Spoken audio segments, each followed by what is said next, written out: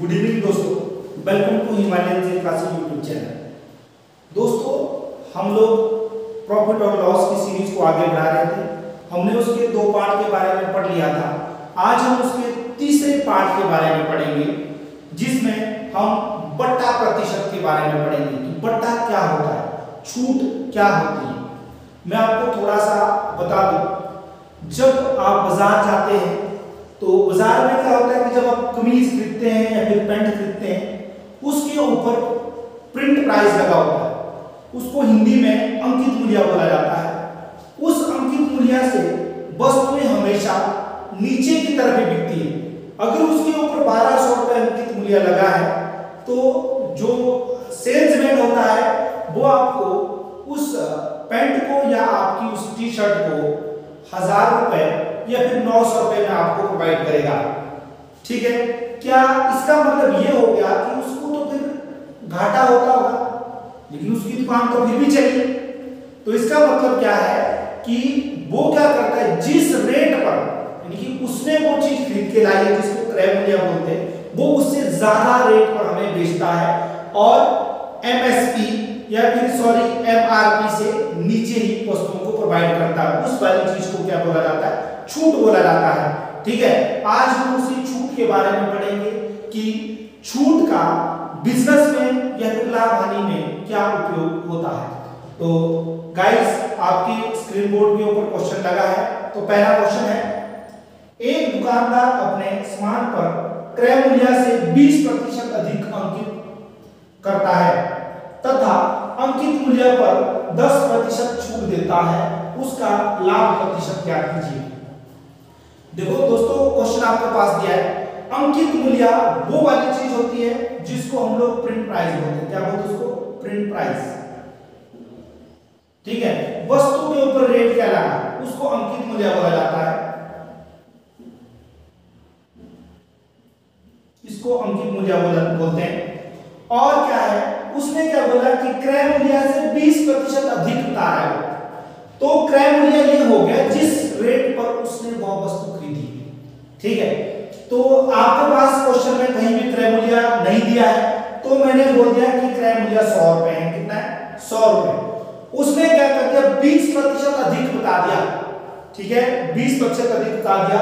जब आपके पास अधिक की बात करेगा तो दोस्तों आपने क्या कर देना, हमेशा याद रखना, जब भी कोई चीज लाभ की बात करेगा आपने उसको 100 में जोड़ देना। क्या करना, उसको जोड़ देना, 100 में जोड़ देना। जब आप 100 में 20 जोड़ेंगे तो आपके पास कितना आएगा, टोटल मिला करके 120% 120 हो जाएगा। कितना हो जाएगा? 120। जो ये 120 है, ये आपके पास उस वस्तु का अंकित मूल्य हो गया। क्या हो गया? ये उस वस्तु का प्रिंट प्राइस हो गया। क्या हो गया? प्रिंट प्राइस हो गया किसका? उस वस्तु का। अब देखो क्या, जब प्रिंट प्राइस में डिस्काउंट हमेशा प्रिंट प्राइस में ही दिया जाता है। ठीक है ना, जैसे ही कोई किसी वस्तु या फिर कोई और चीज है जिसके ऊपर आपके पास क्या बोलते हैं, डिस्काउंट की बात हो रहा है, तो वो चीज आपके पास सेलिंग प्राइस में आ जाती है। किस में आ जाती है? क्योंकि डिस्काउंट देने के बाद ही तो वस्तु बिकती है। तो इसके बाद देखो, इसके ऊपर छूट दी जा रही है। 120 के ऊपर 10% की छूट दी जा रही है। छूट का मतलब एक तरह से छोड़ रहा है वो। 100 रुपए में 10 परे निकाल दो, कितना बच जाएगा आपके पास? 90 बच जाएगा। कितना बचेगा दोस्तों? 90। 90 बटा 100 सॉल्व कर देंगे, 0 से 0 कैंसिल, 0 से 0 कैंसिल। ठीक है, तो आपके पास 12 गुना 9 बच गया। 12 गुना 9 कर देंगे, जो कि आपके पास 108 आ जाएगा। कितना आएगा दोस्तों? 108। बहुत ही सिंपल है यार। अब देखो क्या है, इसका मतलब क्या हुआ कि उस वस्तु का जो ये एसपी है, क्या आपके पास एसपी का मतलब सेलिंग प्राइस। सेलिंग प्राइस वह वस्तु कितने में उपलब्ध है, वह वस्तु बाजार में 108 रुपए में बेची जा रही है, जिसका आपके पास अंकित मूल्य कितना था? 120 रुपए, और क्रय मूल्य से 20% अधिक में वो क्या थी, प्रोवाइड की जा रही थी। ठीक है, 108 आ गया जी। अब बोला है लास्ट में आपको कि उस वस्तु का लाभ प्रतिशत कितना होगा। क्या बोला? लाभ प्रतिशत कितना होगा। तो लाभ प्रतिशत के लिए क्या करेंगे हम? वही वाला पुराने वाला तरीका। लाभ प्रतिशत क्या होता है? कितने का लाभ हुआ।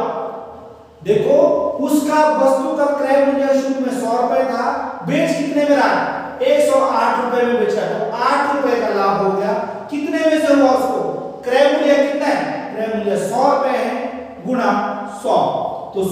100 कैंसर, तो इसका मतलब उस व्यक्ति को 8% का लाभ हुआ।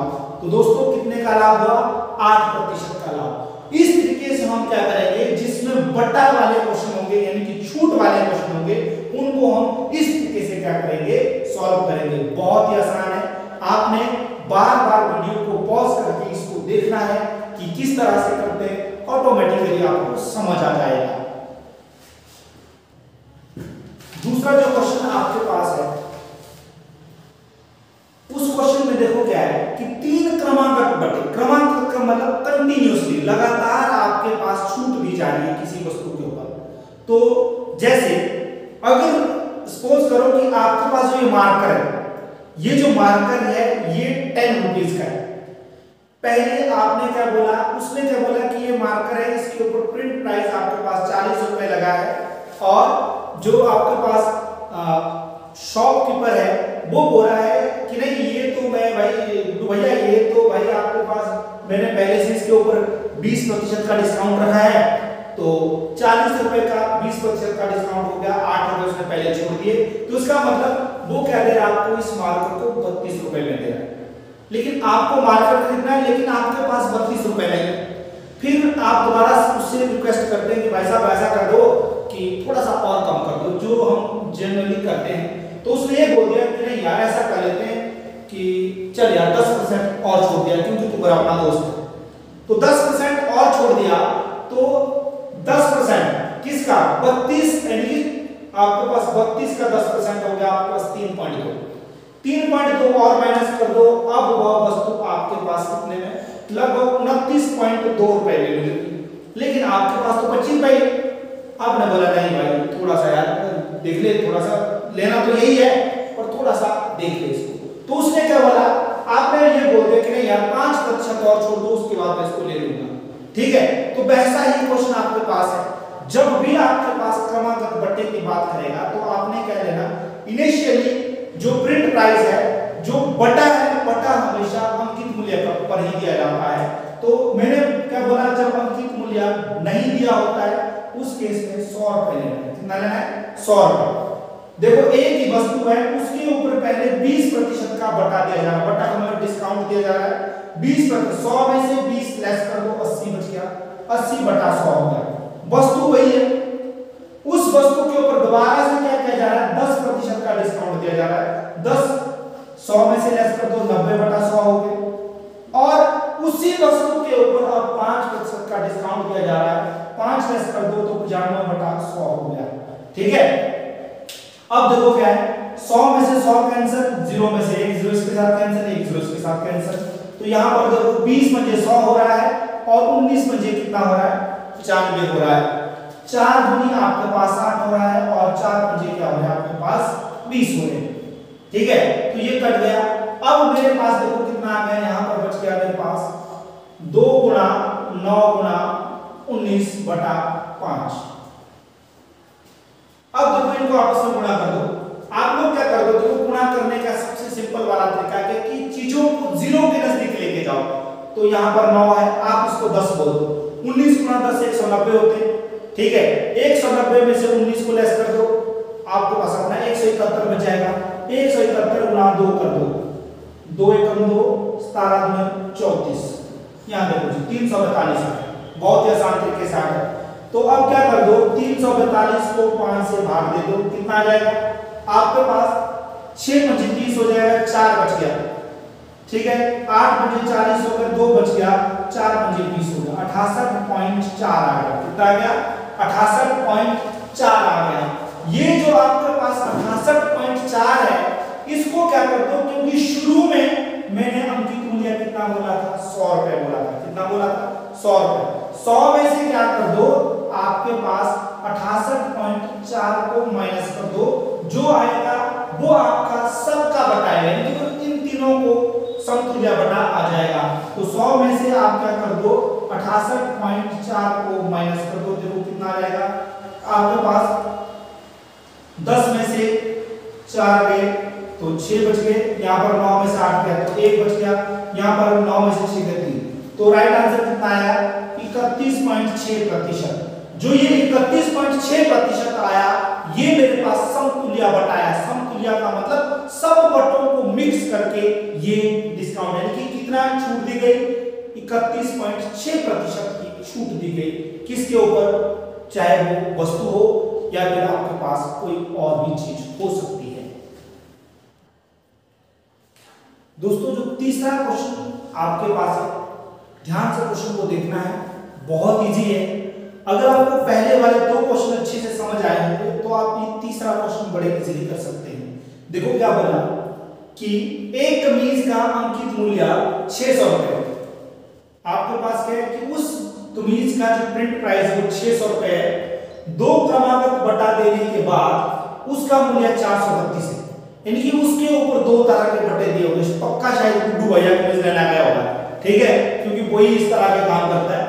यदि दूसरा बटा 10% क्या है, दूसरा वाला बटा 10% है तो पहला वाला बटा कितना होगा? क्वेश्चन बहुत अच्छा है, ध्यान से देखना है कैसे करना है। देखो क्या है, सबसे पहले अंकित मूल्य आपके पास 600 रुपए। अब देखो क्या किया गया, क्योंकि जो दोनों बटे हैं वो दोनों बटे अंकित मूल्य के ऊपर दिए जा रहे हैं, क्योंकि अंकित मूल्य सेम है, उसको चेंज नहीं किया गया। पहले वाले के लिए कितना बटा होगा? जब आपको बटा ही नहीं पता तो मैं बोल दिया कि पहले वाले के लिए x% डिस्काउंट था। कितना था? x%। x% का मतलब x बटा 100। दूसरा वाला पहले से ही क्वेश्चन में दिया है 10 बटा 100। 10 बटा 100 का मतलब 90 बटा 100। जब अंकित मूल्य के ऊपर डिस्काउंट दिया जाता है उस वाली चीज को एसपी बोलते हैं, यानी कि क्या बोलते हैं उसको? सेलिंग प्राइस होता है, यानी कि सेलिंग प्राइस दो बारी बटा देने के बाद सेलिंग प्राइस कितना, वो पहले से क्वेश्चन में दिया हमारे पास 432, तो इक्वल टू कितना हो गया? 432। ठीक है, एक जीरो से एक जीरो के साथ कैंसिल और दो जीरो से दो जीरो इधर कैंसिल, तो ये बन गया x इज इक्वल टू 432 गुना 10 बटा 9 गुना 6 54 हो गई।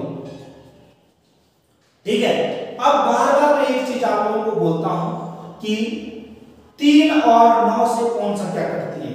जिन संख्याओं का योग, यानी कि जब आपको जितने डिजिट है अगर उनका योग कितना जाए, 9 के मल्टीपल या फिर 3 के मल्टीपल के बराबर आ जाए, वो संख्या 3 और 9 दोनों संख्याओं से कटती है। देखो यहाँ पर क्या है, 5 और 4 कितने हो गए? 9। 9 3 से भी कटता है, 9 से भी कटता है। ऊपर देखो 4 और 3 7 और 2, इसका मतलब 9 से भी कटेगा, 3 से भी कटेगा। आप 3 से ट्राई करके देखो 18 3 आपके पास 54 हो गए।